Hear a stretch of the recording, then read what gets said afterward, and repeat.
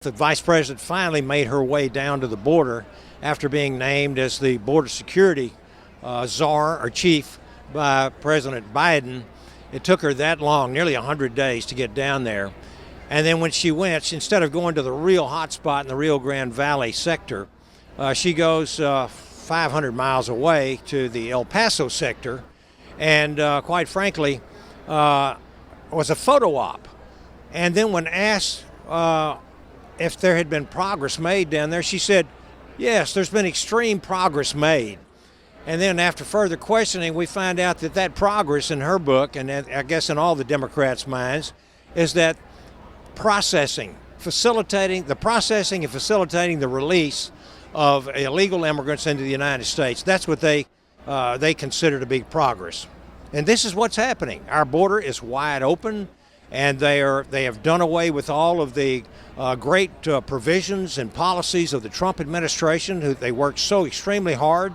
They had their challenging moments in 2019, and they more than met the challenge with the migrant protection protocols, with asylum cooperative agreements, Title 42, building the wall, a declaration of disaster for the nation, and all of that's being reversed, or already has been reversed by the Biden administration in a disastrous manner. Well, so you mentioned Title 42, and this is something that's actually in place now. From what I understand, it's at the end of the month that it's set to expire. So maybe just tell me, what is Title 42 for the benefit of our audience? Sure. Title 42 is a public health directive that enables the CDC director to turn back people who are trying to come in and seek asylum in the United States.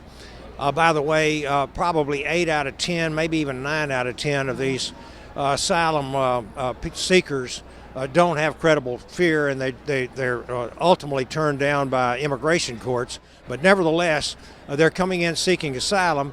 And during the pandemic, during the Trump administration, COVID pandemic, they were able to turn these people back because of a fear and danger of them infecting American citizens.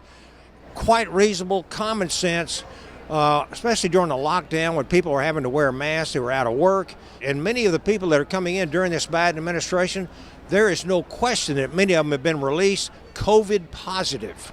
And that is going to be done away with by the Biden administration at the end of this month. So let's say that provision ends. What happens, right?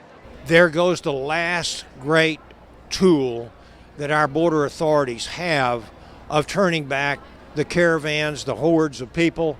The cartels are simply de facto in charge of our border. They're human trafficking. They're bringing people in. They're bringing drugs in. Fentanyl, for example, one of the deadliest drugs on the face of this planet.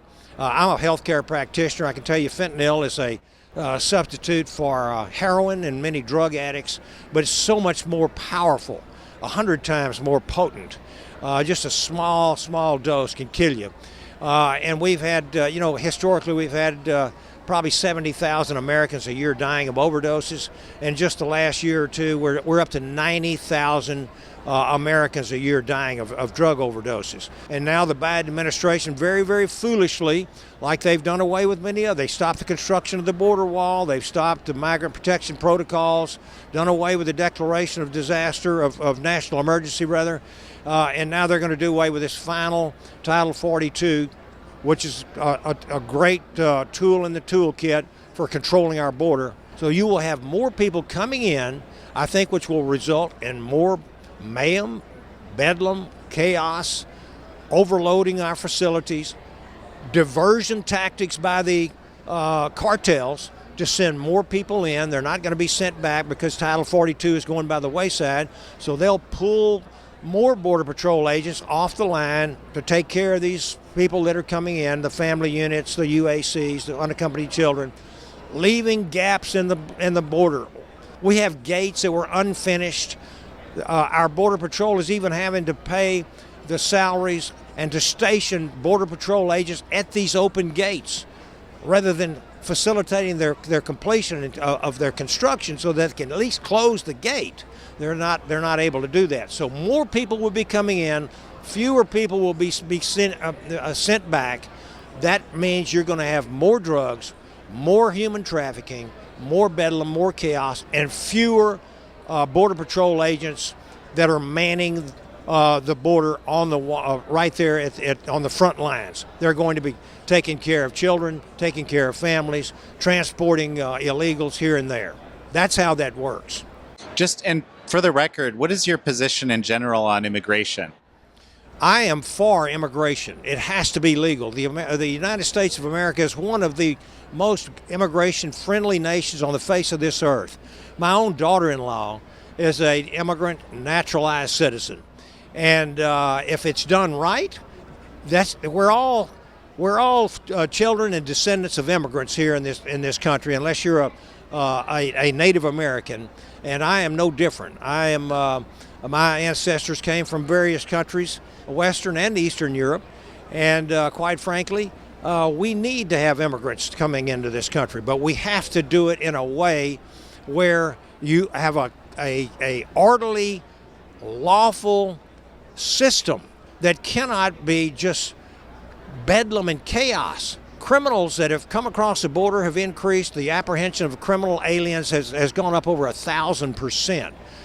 Many of these people are just these foreign countries are just opening their jails up, and they come straight into the United States of America. We know that is happening. Actually, the Marielitos, they did this in communist Cuba a few years ago. They opened their jails up, they came in. Well, some of these countries are doing the exact same thing, and we're endangering a lot of American lives and property. And this is exactly why I think Governor Abbott, this great state of Texas, which I'm proud to be a Texan, is instituting, we're having to take the bit in our own mouth in order to have some kind of semblance of border orderliness and security.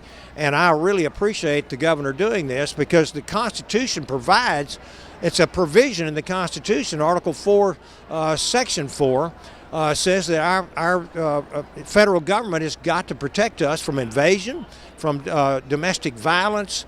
We're counting on the federal government to do that, and if they don't do their job, they've completely violated their oaths of office, the Biden administration have, in not protecting us. And so I really appreciate the state of Texas doing this, and the other various states that are sending people here to help us maintain order and secure our border.